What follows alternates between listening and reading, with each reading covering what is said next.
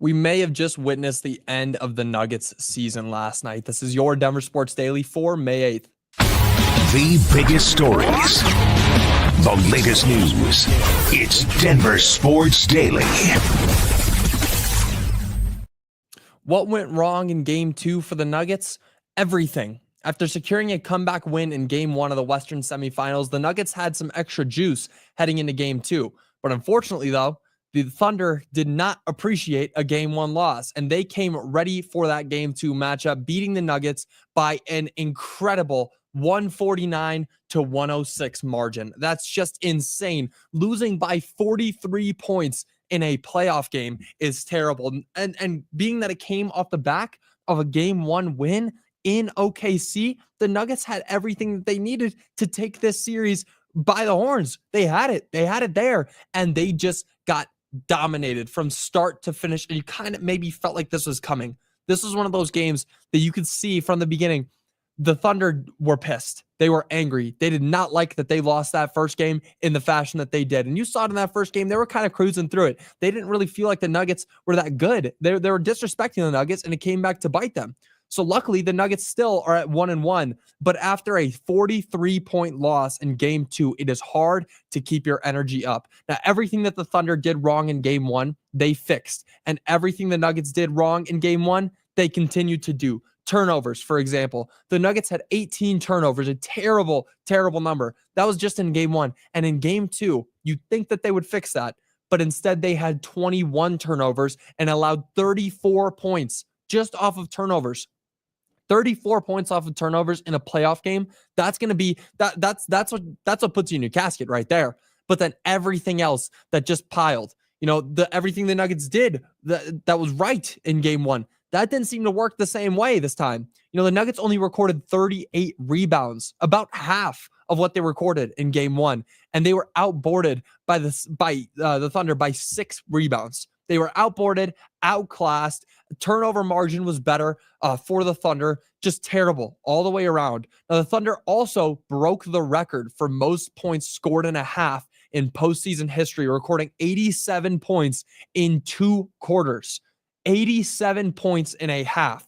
This is one of the most impressive performances I've seen from a team in the playoffs. And it just so happens that it came against the Nuggets in a time where the Thunder needed it most. Now, when you talk about 87 points and a half, what's even crazier to think about is that the game before on Tuesday, Timberwolves versus Warriors, the Timberwolves scored 88 as a whole on Tuesday. As a team, throughout the whole game, they scored 1 more point than the Thunder did in 2 quarters. When I was talking about top 5 in offense, top 5 in defense for the Thunder, they came to show that. They proved that they're in the top 5 of those stats for a reason. Now, they were the number 1 team overall this season. And, in this game, it showed. The Thunder overall performed at a much higher level as a team. They shot 56% from the field, 44% from 3, and 91% from the free throw line. 50-40-90. They joined the 50-40-90 club as a team. As a team. How are you going to beat that? Now, Shai Gilgeous-Alexander showed Nuggets fans yesterday why he's going to win MVP. And I've been saying Jokic is the MVP. I believe that to my core. Jokic is the better player. But with Shai Gilgeous-Alexander, what he did yesterday, you got to give him his flowers. It was insane. He recorded 34 points, 4 rebounds, and 8 assists on 11 for 13 shooting. And he recorded a box plus minus of plus 51. For those who don't know what that means when you are on the court, your box plus minus is what's the point differential when you're on and off the court. So when you're on the court and you win, you leave the court, you go to sit on the bench when you're up by 2, your box plus minus is plus 2. You get back on, you go down 4, it's now minus 2. That kind of thing. Plus 51. 51 points. That was the differential that was scored when he was on the court for the Thunder. If he would have stayed that whole game, so theoretically, if he played the whole game, instead of a 43-point blowout, it would have been a 51-point blowout in the postseason. It's just ridiculous what he did to this team yesterday. Now, on the other hand of the MVP race, Nikola Jokic was completely shut down. he got only 17 points, 8 rebounds, and 6 assists. And the Thunder did a tremendous job at forcing him into foul trouble as he fouled out in the fourth quarter. That was the same issue that they were facing in that first game. Nikola Jokic had 5 fouls with 6 minutes remaining in the fourth quarter in a close game. That kind of stuff cannot happen. Stay out of foul trouble because they're going to be attacking him. And sure, I get a lot of people, when I was reading Twitter, everything, people were mad about the refs. You know, oh, the refs are calling bad calls. Refs are calling bad calls. Who cares? You lost by 43. No ref is going to give another team 43 points. That doesn't change anything. Now, Nikola Jokic being on the floor or not clearly didn't have an impact yesterday. 43 points. It's as bad as it gets. Only 4 Nuggets were in double-digit scoring figures, and none of them had over 20 points. Russell Westbrook led the team with 19 points off the bench. If Russ is leading your team off the bench with only 19 points, that's a recipe for a disaster. And honestly, it's official.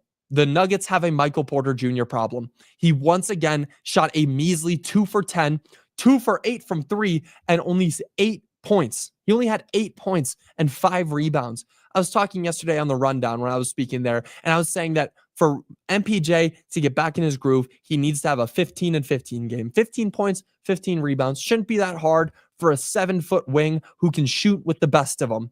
Nope, couldn't do it. 8 points, 5 rebounds, 2 for 10.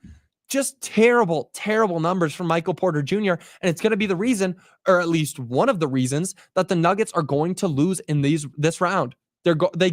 This very well could be the end of the Nuggets season. After a win like that, it's hard to, or after a loss, it's hard to not get down on yourselves. And it might be time to start worrying about this series, game 1, that may have given us some undeserved confidence. And after a blowout like last night, again, it's hard to think that this Nuggets team will win this series. The Nuggets will be back on the floor tomorrow at Ball Arena. Luckily, they will be at home, and Denver's home court advantage is great. But if they don't win this game, it could be the end. It really could be the end. This is a must-win game 3. It doesn't happen often. You're this early into the series, and it's already a must-win. They did a great job taking one away. They need to get this one at home tomorrow, and if they don't, it could be over. It could be over. Now, moving on, the Utah Hockey Club officially changed their name to one that's familiar with Colorado sports fans.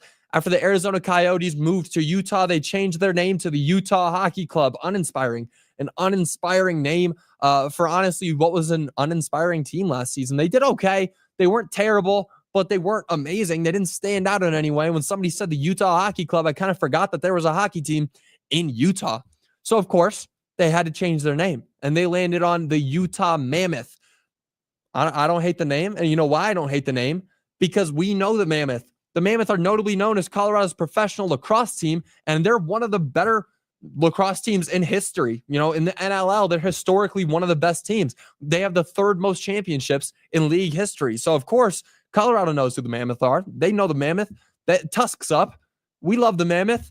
And now the Utah Hockey Club has changed their name to be kind of the Mammoth. They want to have that same kind of history. Now, Utah may be taking that name as some sort of good fortune for themselves. As last season, again, they only finished 7 points shy of a wild card berth. So it was an okay season, but not notable in any way. Again, kind of forgettable.